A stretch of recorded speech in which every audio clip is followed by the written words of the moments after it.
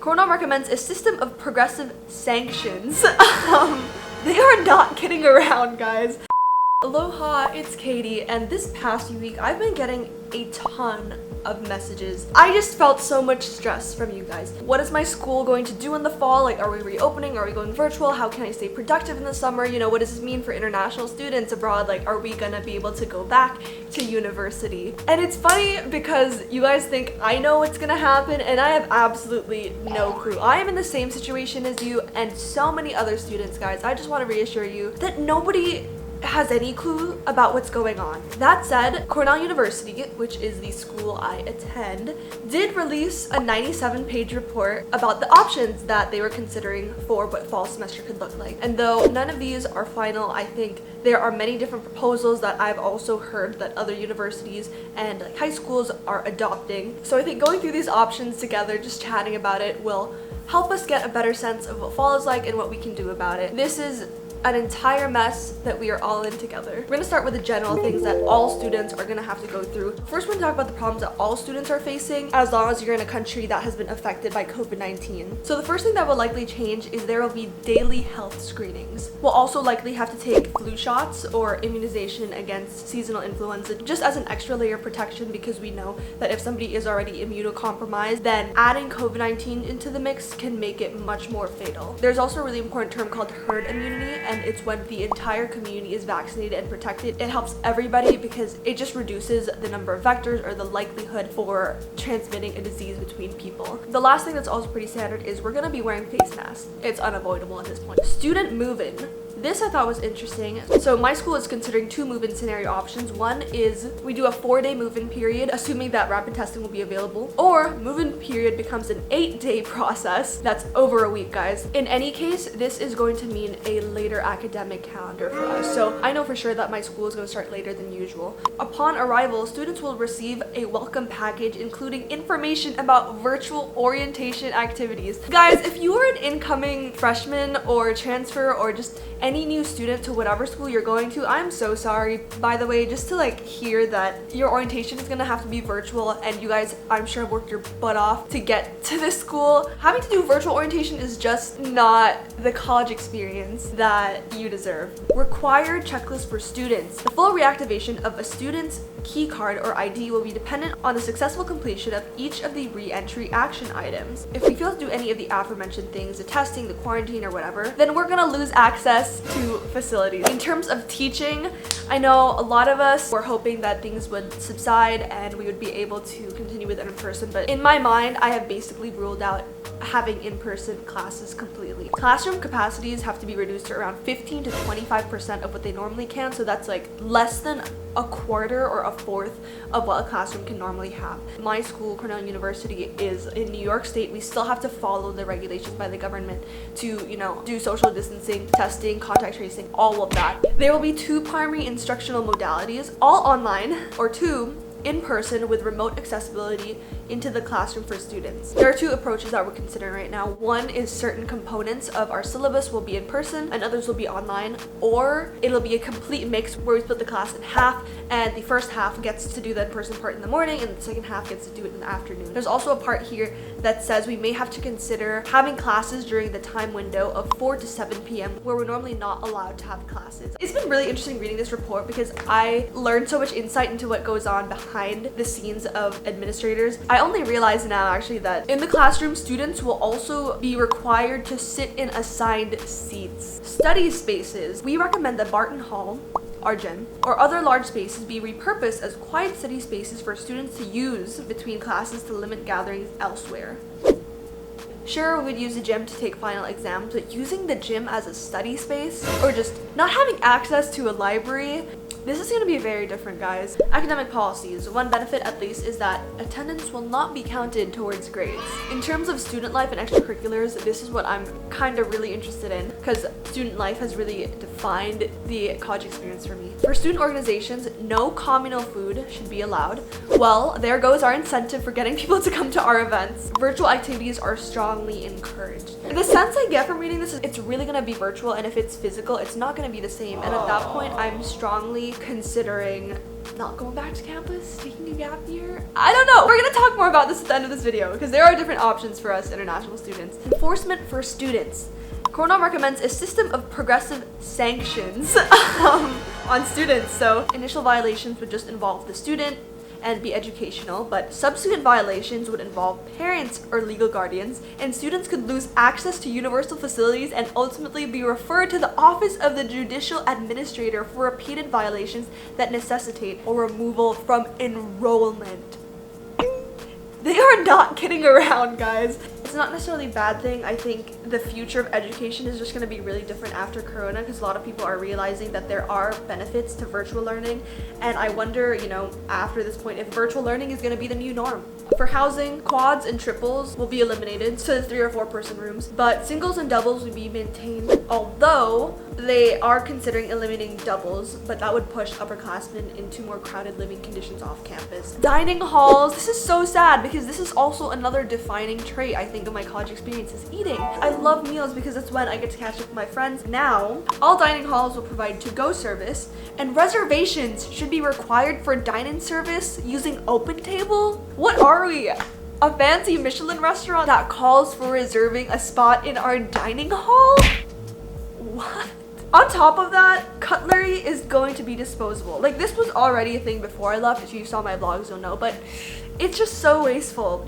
I would love to know how Cornell is handling all this waste. Like, are we recycling these? Like, this pandemic is causing so many ripple effects to other global issues we're facing, like sustainability.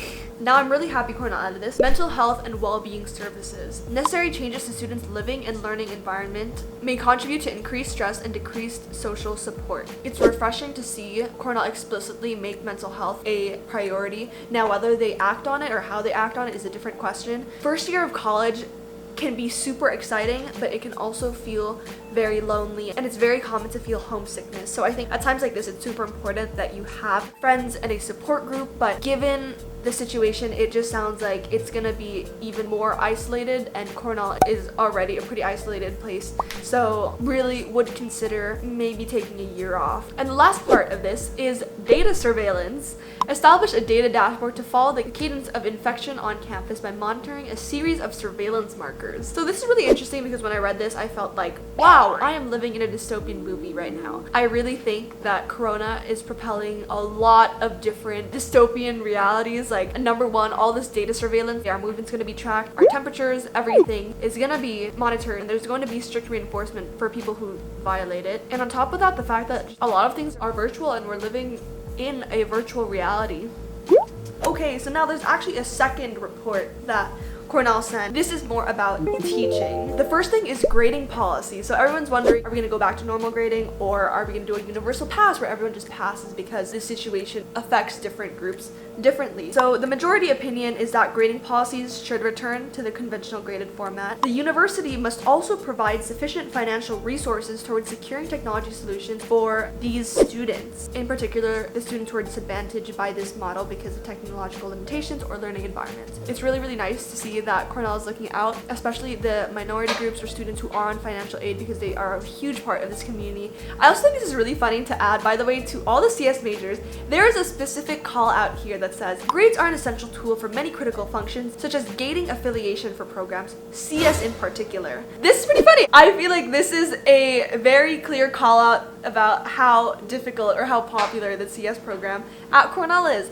I am happy to say that I was able to pass this affiliation threshold, but I chose to not pursue CS and go to info sci. Another random thing before we start talking about international students is this mention of virtual co-curricular engagement. So this is more like extracurricular activities. One of the recommendations for student leaders to promote these virtual activities is to include social media posts that, quote, show people engaging and having fun. Nice to know their marketing plan, but enough of that. Let us talk about the international student situation. If you are from a different country, you're thinking of studying abroad, or maybe you're just curious about your fellow international student friends for what they're gonna have to go through, let's talk about these options, because you may not even be seeing your international student friends, including me. Just kidding, I don't have friends. International students. My university is thinking of providing fall semester residential options abroad for international students who are not able to return to Ithaca this fall. These options would be available in international locations where Cornell has significant numbers of students,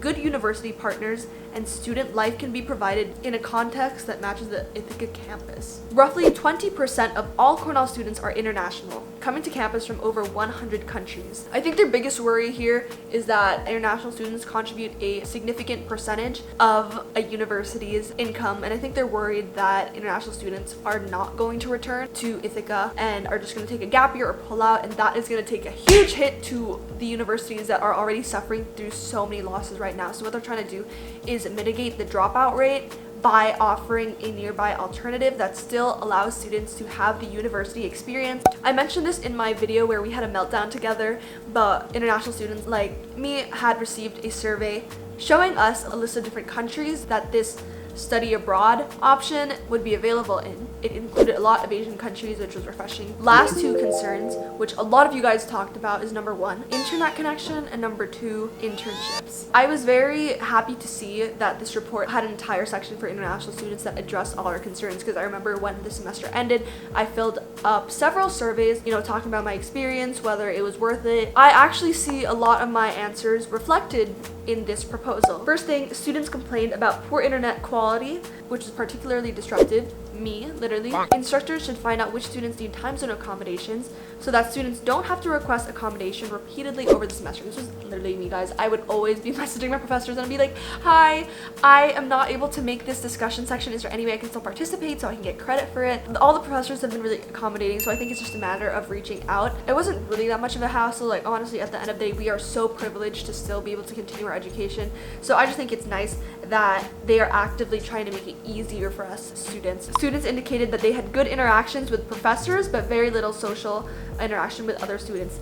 Guys, my professor called me out on Zoom because we literally had a one-on-one. I've had many one-on-ones with my professors because they make up discussion times, and for some reason, I would be the only one who showed up. I spoke more with my professors in the last 2 weeks of school than I have in the entire 2-3 months at the start of the year. International students stated that having access to recorded lectures was key for many people for whom English is a second language. They rely on reading lips to better understand. This is a really interesting consideration they made because I never thought about added difficulty of understanding people without video. For me, I just never showed my video because I was probably in pajamas or I just didn't want to show my face. But for a lot of people, this is clearly an issue because they depend on reading lips to understand what the other person is saying. Now, the last thing we are going to talk about is internships. We all may or may not have heard of Trump's recent executive order on restrictions on H-1B visas and other visas that now restrict international students from working in America. This process was already very hard because the H-1B visa was already a lottery system where I think 2/3 of people would get rejected from working in the States, but now it's not looking so hot. I would do more research on this if you're interested because I'm personally on an F1 visa, and F1 visa holders thankfully aren't affected, but this still affects us in other ways. Are internships even worth it if they're virtual? I've been talking to a lot of friends who had really great internship offers and now they're virtual and they're kind of it's not as fun. They miss the experience because the people were such an integral part of the experience and also the city life. They would be in San Francisco or New York City and that was a big part of the internship experience, but now that's all gone. It feels like it's as good as just being a virtual assistant, low-key. I have just been more motivated to work on my own personal projects because I feel like at this point a virtual internship is only maybe marginally better than what I could do on my own versus if I had a real internship and I could experience the fullness of a well-functioning company and the city and learn from these people. A lot of people are telling me just do it for the credentials, it's for the name, and I'm kind of I'm really tired of hearing that as the reason for just wanting to get a job. My life dream is not to get the highest paying job or work for the most famous company. It's to do meaningful work that is actually impacting communities. I don't know if I want to buy this narrative anymore. I have been seriously reconsidering applying for internships or just taking a huge leap of faith and just dropping out. Just kidding, I'm not dropping out. But to just pursue something on my own. My final thoughts are, what does it mean to have an education? I feel these past few weeks have given rise to a lot of online teaching platforms like Udemy, Coursera, Skillshare. This is obviously not sponsored because if it was, I wouldn't be listening to competitors. But I really think the future of education is personalized. It doesn't require a rigid 4-year program to complete your education. education. Like, who decided that 4 years is what a person needed to figure out their life together? It's not true. And many people like spent years after, you know, college to figure this out for themselves. So in that point, like, is this time exposing how rigid current education systems are, in that it's clearly not a one-size-fits-all approach? And I also 100% understand, because education is expensive and a lot of these people are on loans, you know, they're just trying to help their families and pave a better life, and I 100% get that. I just have so many questions about the education system. Anyways, I would love to hear your thoughts about this on anything I discussed this video. These past few videos, I've been seeing a lot of you share your own stories and just filling the comment section with longer comments. They've been so meaningful to read, and I would just love to hear what you think of this, how you've been feeling, if there's anything I can do to try to help, or even videos I can just do to talk about this to make it feel easier, and just remind you that in this time where a lot of us don't have a lot of social interaction, that a lot of us have the same struggles, we have the same worries, we're asking the same big questions, and I think it'd be so much better if we did this as a community and all helped each other out in the comments below. Please give this video a thumbs up if you enjoyed it. Subscribe to join our Aloha, which is what we call our family of subscribers. We're definitely going to be talking a lot more about college and what that's going to look like, especially for international students like me, because I just need a place to vent. But yeah, I really hope you all are doing well. Take it easy. Don't be too harsh on yourself. Now is the time to just take care of people we love and not pressure ourselves to try to uphold the same standards that we did before, because it's just, the times have changed and it calls for us to grow and change with it. Thank you guys. I will see you in less than a week with another video. Bye!